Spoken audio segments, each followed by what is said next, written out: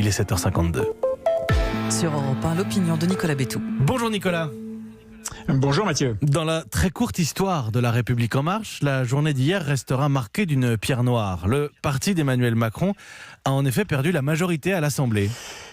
Eh oui, ils étaient 314 en sortant des élections législatives. Il y a 3 ans, ils ne sont plus désormais que 288, soit un de moins que la majorité absolue. C'est évidemment un mauvais signal pour ce jeune parti qui n'a cessé depuis son accession au pouvoir de perdre des éléments ou d'en exclure d'autres. Alors bien sûr, cette érosion accélérée est une conséquence directe de l'assemblage hétéroclite et de gauche et de droite des soutiens d'Emmanuel Macron.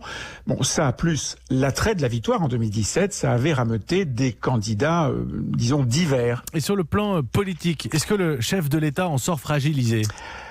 Dans l'immédiat, l'image est mauvaise, évidemment. Mais en pratique, ça ne changera pas vraiment sa latitude d'action. Il a en effet toujours pu compter sur le soutien actif du MoDem et du groupe Agir des centristes dont certains membres sont au gouvernement. Mais c'est vrai qu'à plus long terme, et en particulier dans la perspective de 2022, ces défections signifient qu'Emmanuel Macron aura plus de mal à refaire ce qu'il appelle lui-même le coup du hold-up politique.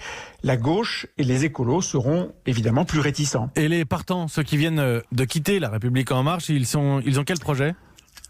Celui de fonder un groupe parlementaire, un 9e au sein de l'Assemblée, record battu, ce qui, au passage, en dit long sur l'éparpillement de la vie politique française. Bon, il s'agira en réalité d'un micro-groupe de 17 membres, assez hétéroclite lui aussi, un assemblage d'écologistes, de socialistes qui avaient tenté leur chance dans le sillage d'Emmanuel Macron, et puis d'autres survivants de tout ce que la gauche compte de mouvements opportunistes, parmi lesquels l'ancienne ministre Delphine Batho, qui est de toutes les nouvelles aventures ou presque, et puis aussi Cédric Villani, en rupture parisiano-macroniste. Et leur objectif politique, il est donc de peser à gauche ?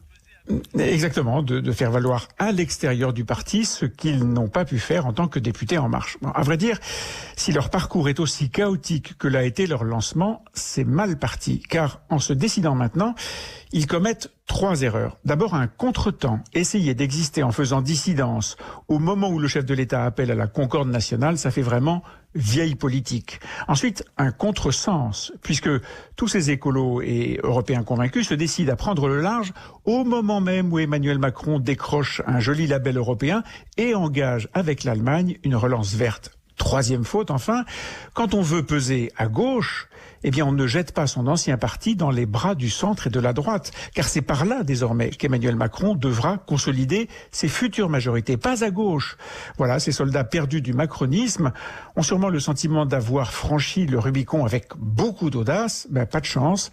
C'est pour se retrouver dans une impasse. Merci Nicolas Bétou, directeur du journal L'Opinion. Votre édito, c'est tous les matins sur Europe 1, juste avant le journal de 8h.